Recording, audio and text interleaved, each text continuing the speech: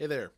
Today we are going to be going over the original pitch for the Walking Dead comic book to Image Comics. This was published for the 10th anniversary issue of The Walking Dead. They had done an issue that was in color. They included the original pitch following the Image Comics submission guidelines, and there was also an interview with the publisher of Image Comics at the time. So I found, I thought this would be like an interesting thing to cover, to see not just like how the process works. I recently did another video about the pitching process to Image Comics, which requires like a proposal, the story outline, and 5 to 6 pages of functional artwork. That's sort of the basic ask that Image has. Thank you to the many people who watched that video. There's a lot of people watching it. I really appreciate the questions people are bringing forward. So I just thought, The Walking Dead is such a quintessential example of Image Comics that I'd go over this and give a little more commentary. It's not going to be just about the pitching, but like what things changed or didn't change, and just like my observations about just everything they include in there. So we're going to go ahead and dive into it. Here is the cover. Here's the book. So I'm going to just go ahead and flip real quick. So as I mentioned, this was just the first issue done in color for the 10th anniversary, and then they introduced the fact that they're including the original proposal. The first thing to identify here is, at the time, the book was called Night of the Living Dead, and Robert Kirkman was doing this because Night of the Living Dead, as a property, was in the public domain. He was like, well, I can sort of leverage that name recognition and hopefully get some intrigue that way. And so a lot of that very much influences the proposal you're about to see, where part of it is why it's in black and white to begin with, and I think that held over from the idea to the actual execution. But also, the tone was just so good for the book to be in black and white, and also, it saved cost and time for it to be in black and white and not in color. And so I think that was probably a huge thing for them to be like, hey, this is going to be a monthly ongoing comic book, for a very long time. And so let's just take that out of the equation. I've actually benefited from that before, where I did a film for a competition and there was no audio, or it was a silent film, right? So I didn't have to worry about voiceover and editing audio, and it saved me time. So I totally get that. So it just starts off with a pretty traditional approach, and they mention that this is actually some dialogue that I believe is lifted from the movie Night of the Living Dead. Little shout out, there's a Kirkman and Moore branded television in this scene. Little reference to the original creators. So there's a newscaster. He's introducing the basic setup. You have Rick and Carol, who is Lori. They're watching the TV. Rick is just having this sort of usual, I can't believe this crap. It's like War of the Worlds all over again. A reference to Orson Welles' War of the Worlds radio program, which had at the time caused a bit of a frenzy. But so this is the 60s, and so there's a little bit of precedent for that, and they're making it a more traditional setup. Rick's not believing it. Carol and or Lori is more cautious, and thinks that he should be taking it seriously. There's an unexpected knock at the door, because apparently this is already that far along. Zombie breaks into the house, and Rick has to defend himself and shoot the zombie. Then they get into the proposal, the format, contact. Something that's like important to acknowledge here is just that. Give me just a moment. I'm gonna have a paperweight. Something that's important to acknowledge here is, so like at the time, Robert Kirkman was around. He wasn't who he is today, but he had done some work, so there was some precedent. Him and Tony Moore had already created Battle Pope, their original book, self-published through their label of Funkatron. And then Kirkman had done several pitches to Image before. He worked on a book called Super Patriots, so he got commissioned like to write a few issues of that as a work for hire thing, which, by the way, is like, you know, probably a way people should try to think about, you know, getting work under your belt for somebody else, like before going straight to your creator-owned projects. You know, but he had done enough work that, you know, he did some work with people at Image, and then ultimately Invincible was a book that already got picked up, but had like, you know, it fluctuated in popularity. Like there was a point where Invincible was at risk of not making the cut, right? And so part of Kirkman's story is that like by issue 7 of the book, he did like a major twist to kind of like keep interest going, and that saw Invincible through. Like that sort of like pivot of like anything could happen, like. And so like his plans were to get all like the thing he was saving was like for issue 25, and he's like, I'm not going to get to issue 25. So they did this like crazy twist, and ultimately enthusiasm kind of picked up. And I think that like becomes represented here in The Walking Dead, because The Walking Dead is like notorious for how often characters are dying and things are pivoting. And, you know, I think that was just like a lesson that he carried through with him to continually generate interest in a book that, you know, famously Kirkman would say, like, I'm planning this book for 300 issues. Like 300 issues was always his goal. He marketed the book as like the zombie movie that never ends, right? If hopefully if you're watching this, you're familiar with The Walking Dead to some degree. I mean, it was like a cultural phenomenon. I was really big into it, you know, around the time, like I had started reading it before the show was picked up, but that was like my heyday with it. I actually haven't finished the series yet, but interested to go back and check it out now that it's like a complete thing, right? So anyway, my sort of detour there, just putting like context together. The proposal, pretty basic, or rather the story, Rick Grimes is a small town police officer in the state of Pennsylvania. He lives in the country with his wife, Carol, and his son, Carl. I think that was probably just quick names he brought together. And Carol obviously became her own character.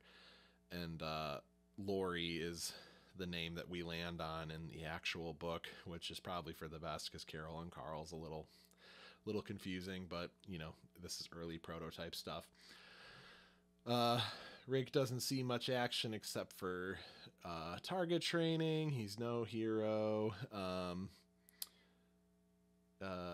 Mass murder hits the countryside. You know, you guys can pause the video and read this.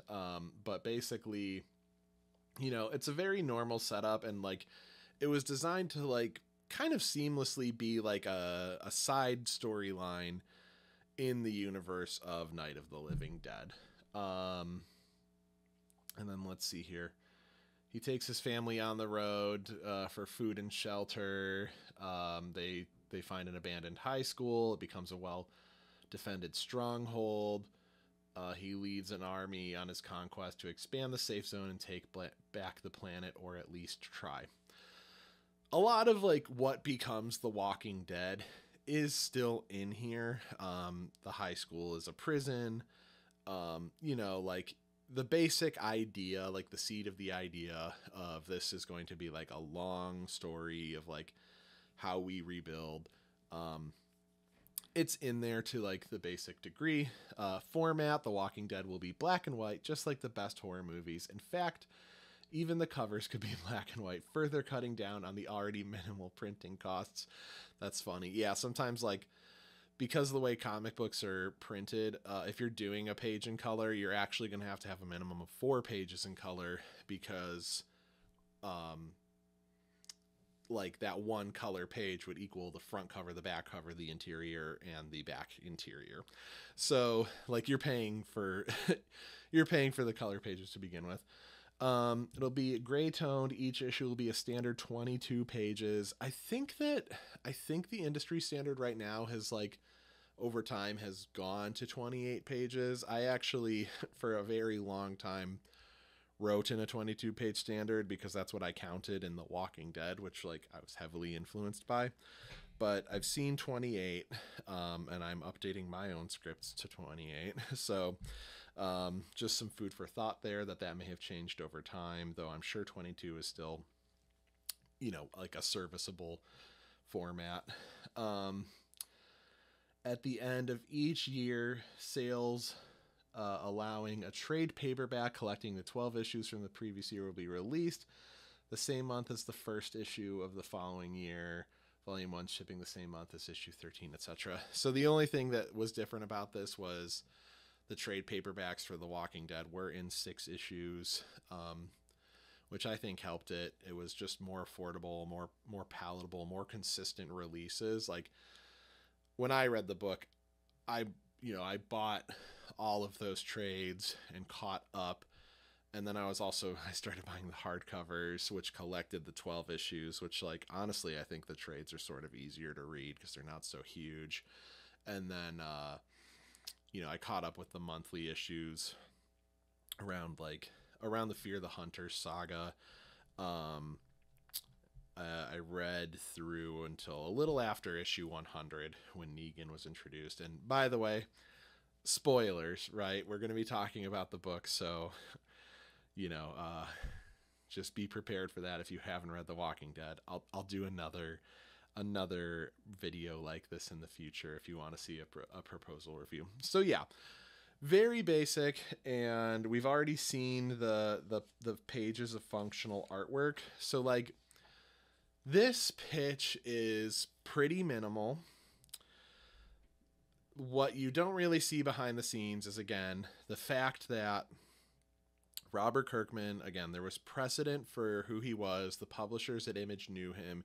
He already had a book in Invincible. So in some way, like, Kirkman pitching the book is almost like at 6 pages, right? At standard Image guidelines is like a bit of a formality in a way, because like he had some precedent for working with the people.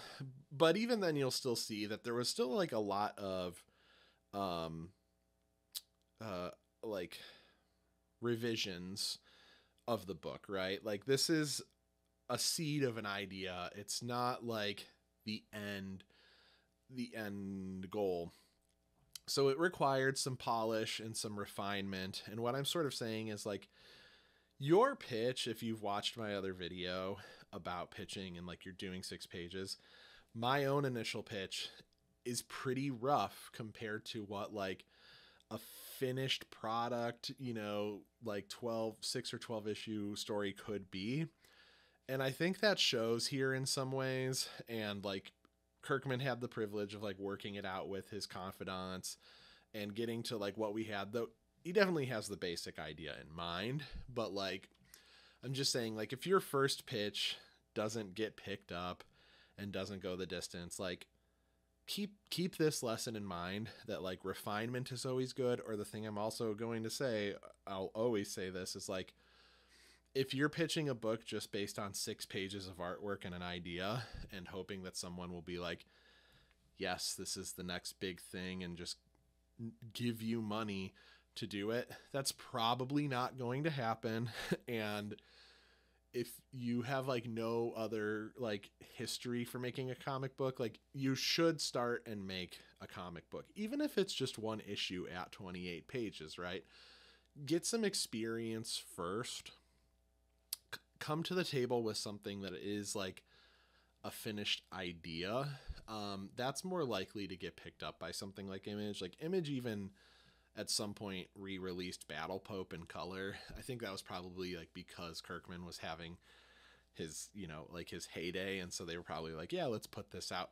But like, again, I'll always say this is like, if you have something that's like done and ready for Showtime, that would have a lot more potential to get picked up than just like the 6-page minimal submission guidelines ask. Just saying. Anyway, getting back to the point at hand. So, you know, we have this basic setup. And the first thing they really touch on is that the book was going to be called Night of the Living Dead. It was, you know, leveraging use of this property that existed, that had some fandom and was in the public domain. But really sort of like the big flaw in that is just the fact that like, okay, nobody owns Night of the Living Dead. It is public property. But like, everyone is like, well, if you have this idea that's like wholly original, you have this other storyline of other people who just happen to exist in this world, why should you not just own it?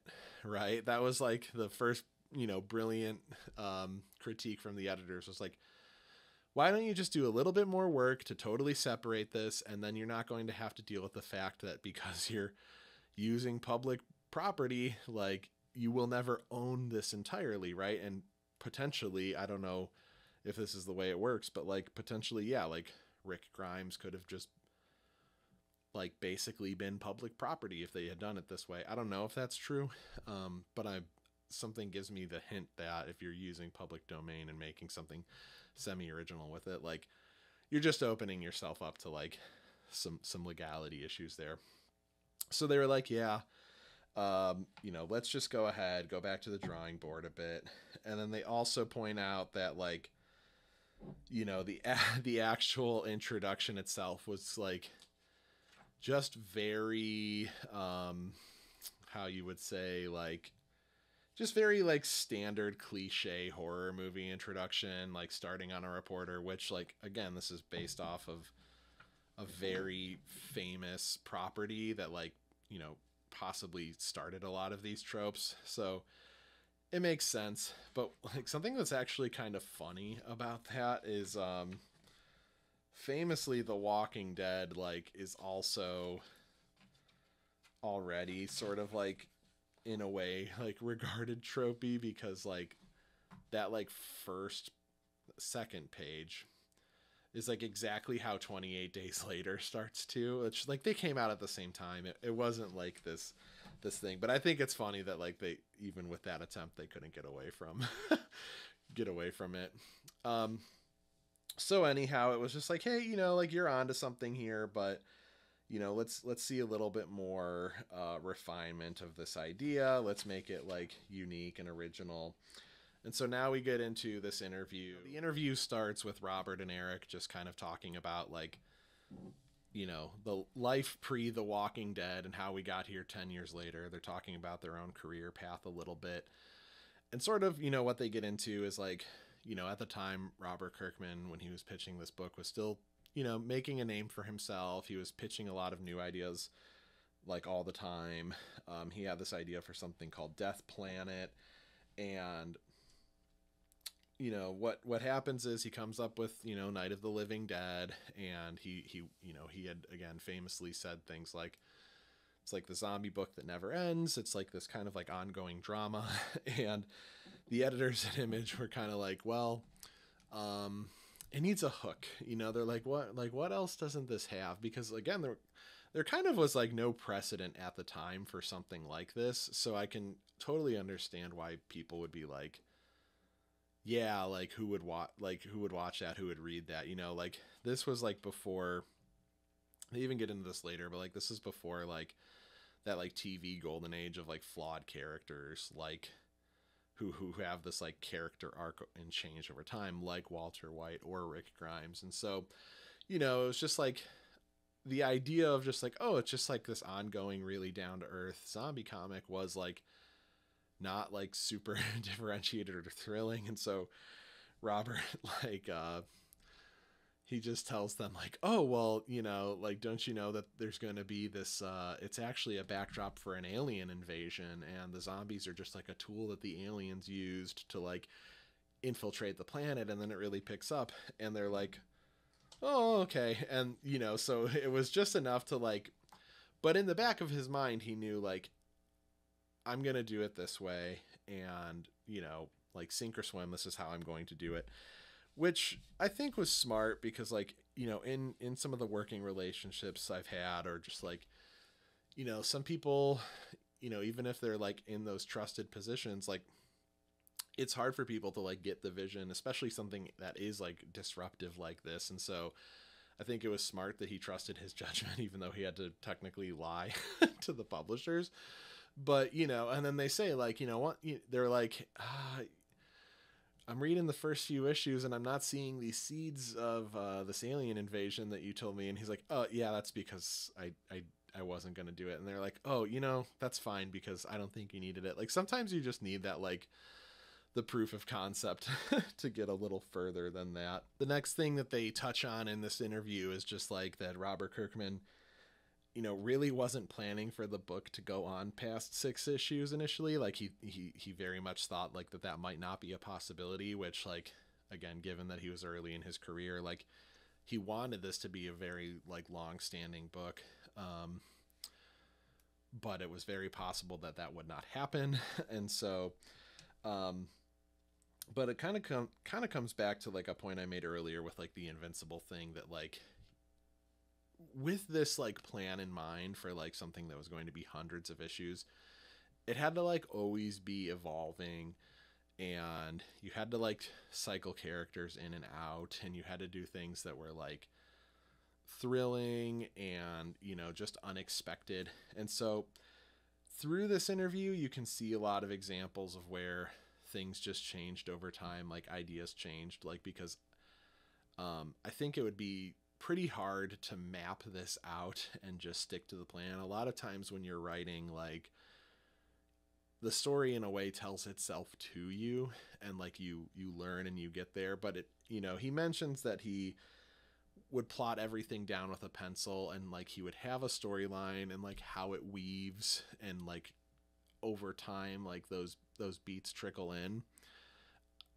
I think that's very smart to do. And like, if you haven't as a writer done this in your practice, like, definitely create an outline, like write those things down. Like, before you just start typing and stuff, you can do this. Like, you can create an outline, you can like think about the sort of actions you want characters to have. And like, again, like, I'm thinking of like a thing of DNA, like, how does that all like weave together?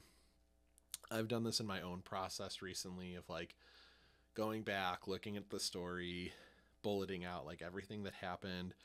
I've even made like an Excel sheet that just shows like, every time like like 2 characters are together, or like a certain like plot arc is like happening, and I'm just like seeing how that progresses over time. And that sort of like visual on your book is really important. But again, even then, like, there's plenty of ideas that either like Robert Kirkman had that he, abandoned, or, there was like ideas for things to go a different way. One of the major examples here is like, initially he thought like maybe Shane will kill Rick, and Carl sees it, and like, probably very like Macbeth inspired. But what's funny again is like, at the time he was like, that might be too shocking and I might lose a lot of people that way. But like, that is not like, is that not the Ned Stark trope that that Game of Thrones like was kind of like the first property to just like be like, yeah, the main character is dead, what are you gonna do now? So like, it's funny how this was just in the collective conscious, and these sort of things were happening. But again, like, the idea in general, like, it was there, and like broad strokes were present, but like things definitely evolved over time, because this is such a big story, and like, ideas are going to change as like you become more comfortable and more familiar with your characters. We sort of then get into the fact that like, I think the stakes were always started like a little lower in The Walking Dead, and so you know, like the first conflict that we have is like Shane is jealous of Rick and wants Rick back out of the picture because he fell in love with Lori, and that's like the first major death is like, oh my god, Rick kills his best friend. Sort of tones down for a while. There's like the farm arc with Herschel, who's like keeping zombies in his barn because, like, you know, whatever reason he still sees them as people or their relatives or something. It's been a while since I've read The Walking Dead. But then you know, they get to the prison pretty early on, and this is like, this character Thomas is like one of the first instances of like, actually humans are the bad guys. And like, that was something The Walking Dead always straddled really well to keep things interesting, because zombies aren't like, they aren't like intelligent villains.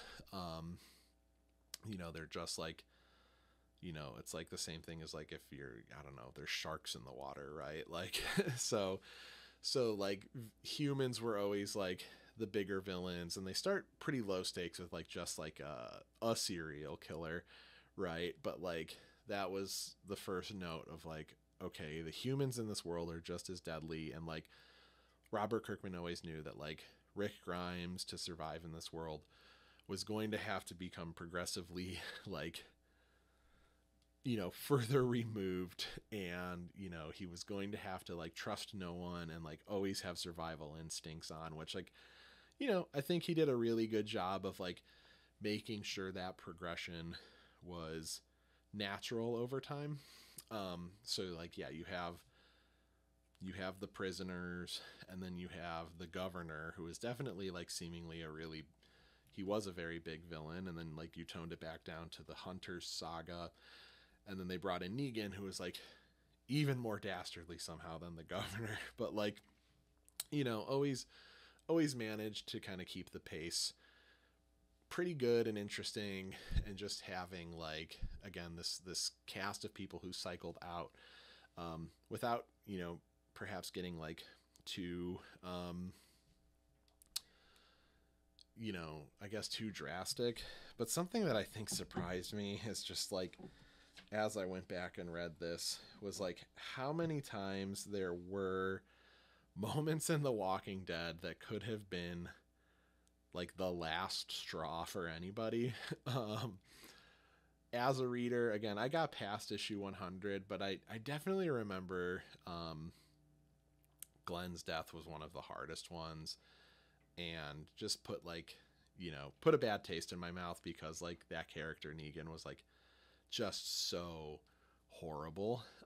But it kind of gives like helpful context to see that like Robert Kirkman was like really exploring, I think, like what he could get away with, and just like, he's like, I would never say these things to people, but like, you know, it was interesting to just see like what liberties he would take with a character who's like, in many ways, like these characters were like sort of like the inverse of Rick, or like what Rick could be if he wasn't trying to hold on to morals and stuff. But like, yeah, it was always this like this clash of like people needing to survive, right? It was like, they have what we want. And so just an, you know, interesting way, you know, we kept the balance sort of straddled here. Something that's like worth noting is like, oddly enough, one of the straws for me was just like, I think it was issue 75 was like a celebratory issue. And so they like jokingly did acknowledge the alien plot. And it was like,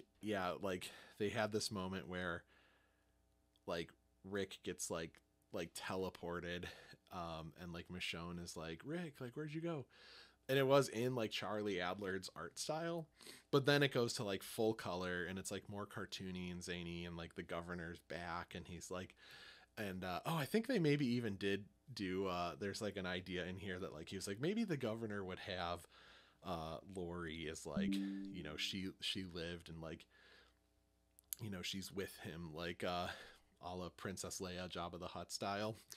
And so like, it was funny that they like explored those ideas like in a zany way, but definitely as a reader, I was like, I was so like, it was just so like such a shock, like so vastly different. Even though it was like a funny joke, it was like, it sort of like broke the immersion. I was like, it was like hard for me to take The Walking Dead seriously again for a minute.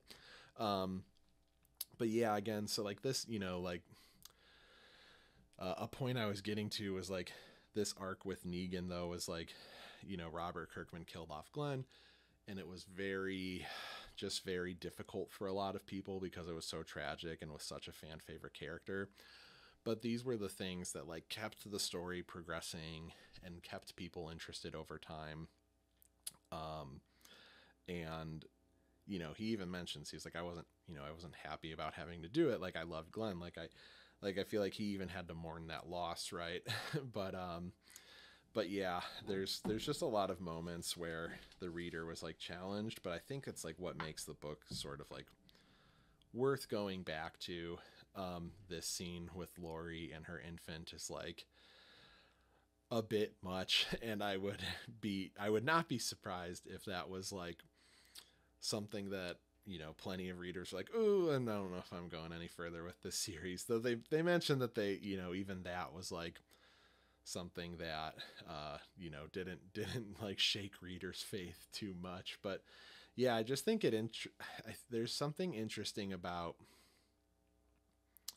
going into a project like this and knowing like what things you're going to have to do, even if they're going to be difficult like that, which I think Robert Kirkman like did very well. And again, like never really held any punches, though they do ask like, yeah, was there anything like this where you saw it, like you wrote it and you saw it, or anything like where you had to like tone yourself back? And like it sounds like it very rarely happened, but they're like, if that ever would have happened, it would have been here, which I think is interesting too, is like you can certainly go back and revise your work. I've, in my process of like seeing my artwork, there hasn't been anything we've had to change, or like hopefully anything that can't be fixed with like just redoing the dialogue, but it is interesting, like just because like you paid for a page of artwork doesn't mean like you have to run it. So just some food for thought there for people. And then we just get to some bits in the interview about like unexplored ideas. Like, there was a period where Robert Kirkman was like, maybe when they get to Alexandria, like everyone is so like jaded from like everything they went through that like they can't live with other people and they like can't trust them. And sounds like it didn't totally manifest. But I'm sure with a project that is like this size, there's plenty of things that we never got to explore. They talk a little bit about, the artwork and like, the people who have worked on the project, and just the fact that like Robert Kirkman started off with Tony Moore because Tony Moore was a personal friend he knew from high school, or since 7th grade even. Tony, like if you look back at his artwork, like I wouldn't say he has like more polish than Charlie Adler, but like there's something like sort of this like softer kind of quality where I do think he spends a little more time on it. And like in that way is like very attached, where Charlie Adler has like a little more like grit and edge in a way.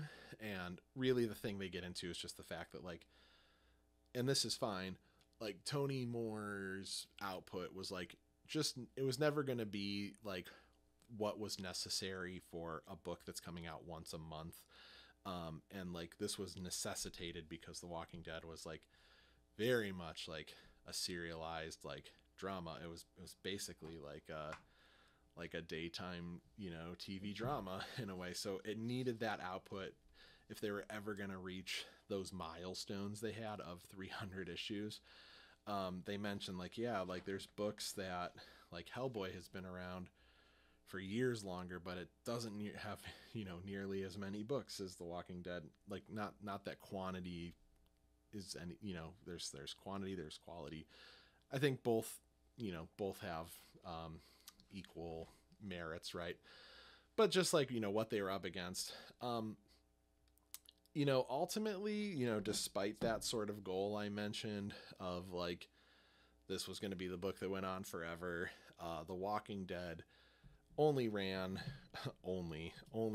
for 16 years. Robert Kirkman had it planned out to be 300 issues. It did like 189 issues, which is sort of unfortunate because, like, man, I feel like if I was in that place and I was like 11 issues shy from 200, I would push to hit that goal. But also it's like, sort of like, what do you have left to prove at that point too? And if you told the story you were setting out to tell in, you know, what, it doesn't really matter how many issues you tell it in. It's like, did you get everything you wanted in there? And ultimately, I believe that they did. 16 years is like a crazy amount of time to be working on a project. And again, like perhaps like some enthusiasm was like potentially lost or drained because like the height of where it could go was like sort of behind it in a way. The show had a very successful, or rather the book had a very successful adaptation into a TV show, which ran for 11 seasons. It has multiple spin-offs. It is basically like the benchmark of like AMC's programming. They're like, we have The Walking Dead. So, I can totally understand why someone would be like, I've done what I needed to do here. The last sort of note is like, Robert Kirkman was definitely like, I really hope the book outlives the show and that like the show ends and the book is still going. And, for whatever reason that waned. But again, like it's definitely nothing to snuff at. And, technically in terms of time, the book did run longer than the show. It ran for 16 years, where the show ran for 11, but it ended in 2019. The Walking Dead show ended in 2022, though again, there's several spin-offs and I think they're bringing Rick back. So, I'm interested to go back and read The Walking Dead now that it's done and it's like a complete body of work. I think it'd be interesting to just take it all in for what it is and just revisit it. I really think that it's a book that in so many ways like changed the landscape of what comic books, like, at the time it was just so hot. Everyone was reading it and it was inescapable, like The Walking Dead should be. So that's like really why I wanted to cover it, is because like as far as Image Comics goes, this is one of, if not the example of like their premiere book and like the extent of where something that they did could go. And so I thought it was, I hope I gave some interesting insights into just like where it came from, what made it a success. This is obviously just like my observations as like a reader and a fan and, fellow comic book creator. Not that I'm published or anything, but like, coming back to this after so much time, I felt like there was a lot, and now that I have a little bit of understanding for the creative process, I thought there was a lot to take away from this. So again, hopefully you guys enjoyed this video. If there's anything else you'd like, like me to unpack or come back around to or anything, please let me know. Really enjoying making these videos. Thank you so much to 250 subscribers, new milestone for my channel. Yeah, that's all I got to say for today. Take care and we'll see you soon.